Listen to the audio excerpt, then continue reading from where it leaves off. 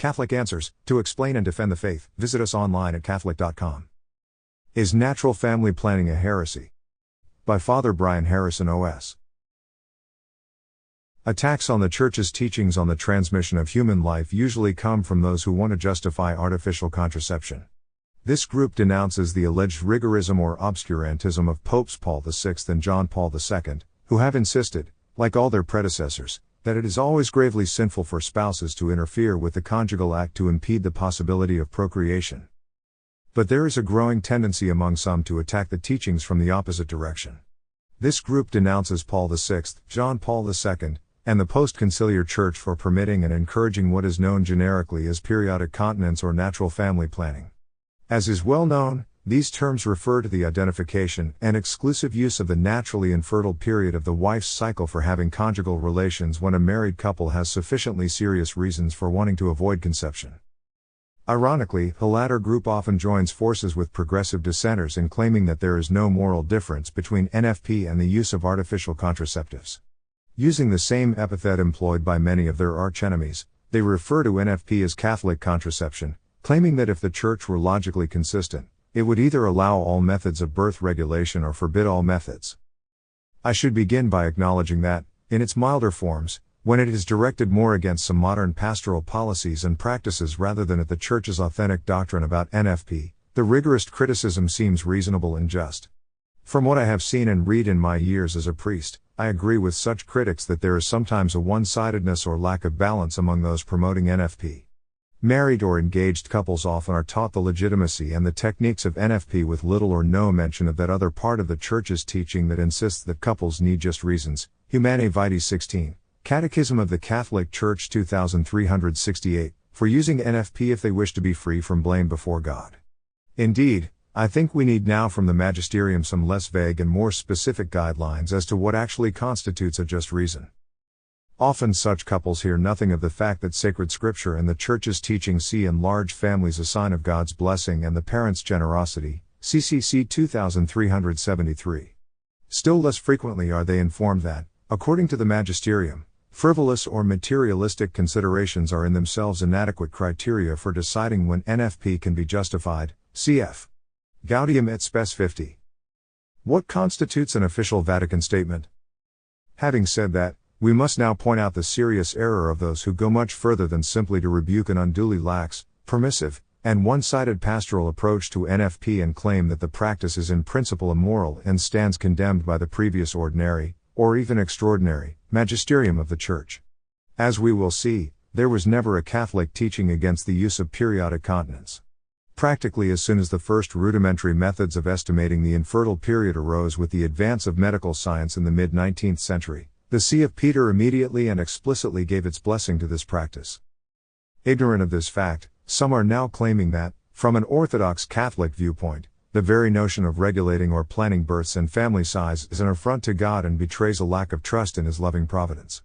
They claim that married couples are morally obliged either to engage in regular conjugal relations without any intention of planning their family size, and so leaving that entirely to God's providence, or, if they are convinced that there are just reasons for avoiding another pregnancy, to abstain totally from conjugal relations for as long as that situation lasts, without making any attempt to identify and make use of the naturally infertile times of the wife's cycle.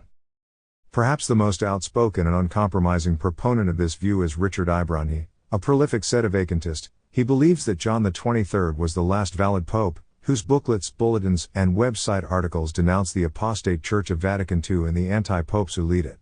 Ibrani recently has published a booklet whose conclusions are forthright and unambiguous: all those who use natural family planning commit mortal sin. There is a natural law upon all men's hearts, and the practice of NFP violates the natural law. Pope Pius XI, in the 1930 encyclical Casti Connubii, teaches there are no exceptions and no excuses. No exceptions, even if your priest or bishop says it can be used. Natural family planning is contraception, 2002, 32. Well, did Pius XI in fact teach this? To answer that question, we first need to set Casti Connubii in its historical context, as that encyclical was by no means the first statement from the Vatican on this subject. At this point we need to clarify what sort of document does in fact constitute a genuine Vatican intervention. Some rigorists, including Ibrani, refuse to accept as official, or even as authentic, Any Vatican statement that is not published in its official journal, the Acta Apostolici Sedis. The error on this point evidently is based on a misapplication of Canon 9 in the 1917 Code of Canon Law, paralleled by Canon 8 in the 1983 Code, which states, among other things, that universal ecclesiastical laws must be promulgated in the os in order to be binding. Ecclesiastical laws are exercises of the Church's governing office. They are concerned above all with practical decisions, establishing that something specific is to be done or not to be done. Such decisions need to be distinguished from those of the Church's magisterium, or teaching office, which are above all concerned with the theoretical task of clarifying the difference between true and false doctrine. As anyone familiar with standard Vatican procedures knows, since the os was established by Pope St. Pius X in 1909, there have been many official statements and decisions of the popes and Vatican congregations, including doctrinal documents from the Holy Office and Sacred Penitentiary, which addresses immoral questions especially relevant to confessors in the sacrament of penance, that are not published in the aforesaid journal.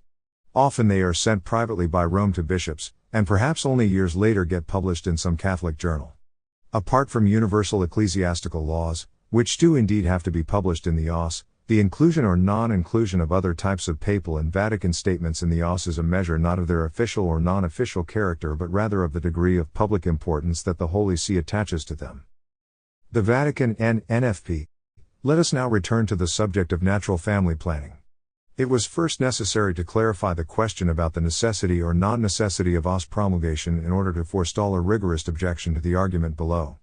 It so happens that several key magisterial documents approving NFP were never published in the os.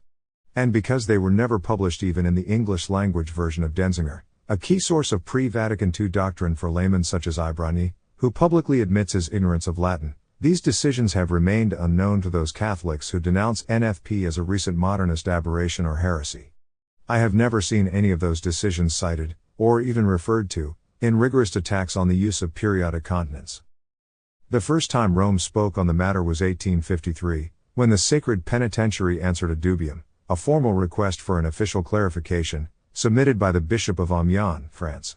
He asked, should those spouses be reprehended who make use of marriage only on those days when, in the opinion of some doctors, conception is impossible?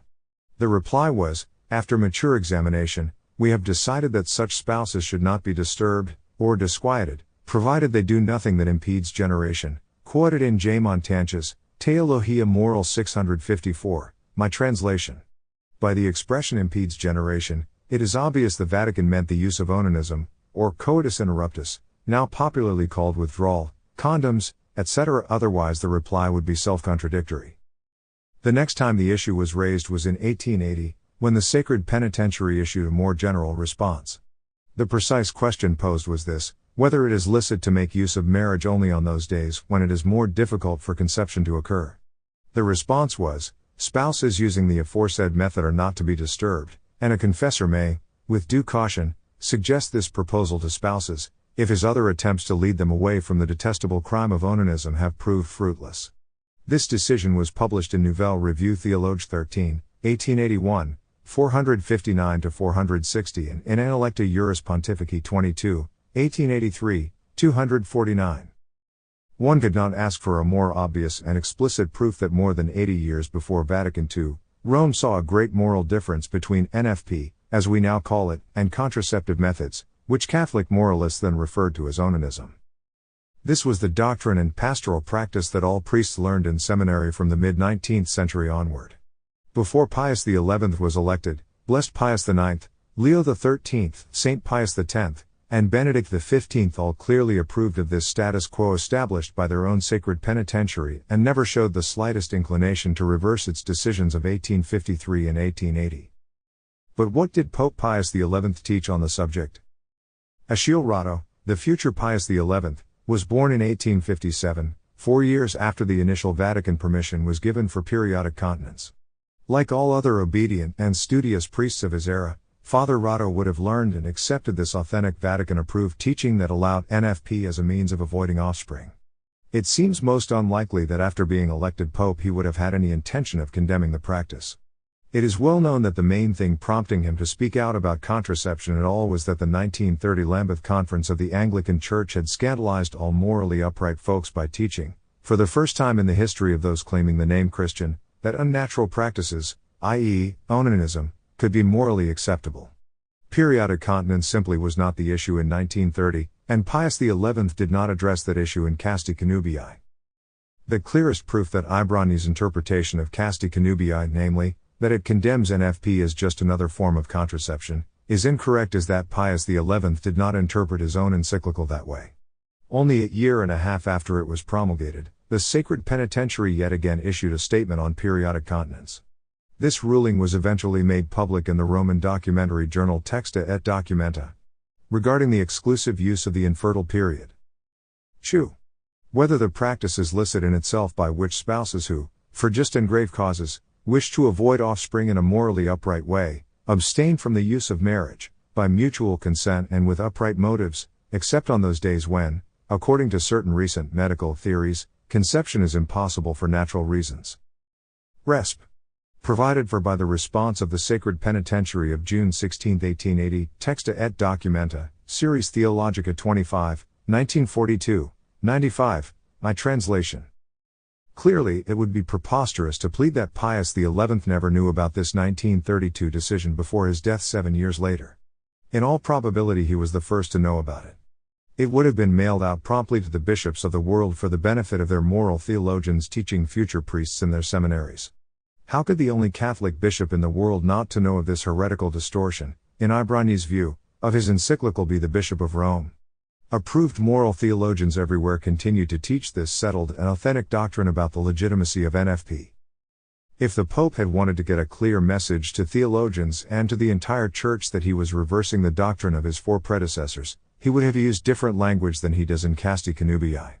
For the sake of clarity, he almost certainly would have used the terminology of the theologians of that time, sinful onanismus on the one hand and on the other hand continentia periodica usus exclusivus temporum agenesios to refer to what we now call NFP.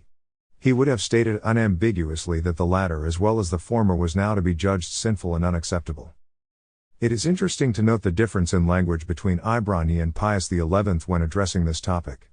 Ibrani's personal and un-Catholic doctrine repeats words like plan and goal. In Natural Family Planning as Contraception, he says the essence of sinful contraception is the desire to have marital relations while having deliberately planned to prevent conception. 7. But nowhere does Pius XI stress plans or goals to avoid having children. He does not teach that such a desire or such a deliberate plan is essentially sinful. What the Pope brands as sinful is frustrating the marriage act, vitiando naturae actum, that is, frustrating its natural power and purpose. But when couples carry out conjugal acts on the infertile days exclusively, they are not frustrating the natural power and purpose of those acts that they perform on those days. Those particular acts do not have any natural, procreative, power and purpose to begin with. You cannot frustrate a non-existent power or purpose. The point comes through clearly in the most solemn passage of the encyclical. After referring to the recent decision of the Anglicans to permit contraception, Pius XI declares, "The Catholic Church, to whom God has entrusted the defense of the integrity and the purity of morals, standing erect in the midst of the moral ruin that surrounds her, in order that she may preserve the chastity of the nuptial union from being defiled by this foul stain, raises her voice in token of her divine ambassadorship and through our mouth proclaims anew, any use whatsoever of matrimony exercised in such a way that the act is deliberately deprived of its natural power to generate life is an offense against the law of God and of nature, and those who indulge in such are branded with the guilt of a grave sin." CC 56. I have used the words deprived of at the point where Standard English translation uses the words frustrated in. This makes the Pope's true meaning a little clearer. The Latin verb he uses here is destituere. As Latin dictionaries show, this verb, when used with the ablative, as in this case, not orali sua, means precisely to deprive of, to strip, or to rob. In such constructions, the accompanying noun in the ablative case is that thing of which the rightful owner has been deprived or that has been stripped or robbed from him. Now, of course, you cannot deprive anyone of something he never possessed to begin with. You cannot rob a man with no money any more than you can strip him if he is already naked. Likewise, as conjugal acts carried out precisely in the infertile period do not have any natural procreative potential, it is obvious that they cannot be deprived or robbed of that potential. Even to this day, Pius XI's successor, Pius XII, confirmed yet again the moral acceptability of NFP for serious motives in two allocutions of 1951. Since then, of course, we have had further confirmations of the doctrine from Paul VI, in Humanae Vitae, and John Paul II, in Familiaris Consortio and many other statements. We are looking here at a long and unbroken tradition by which the See of Peter has approved the use by spouses of periodic continence in order to avoid conception when their personal circumstances truly constitute a just cause for that avoidance.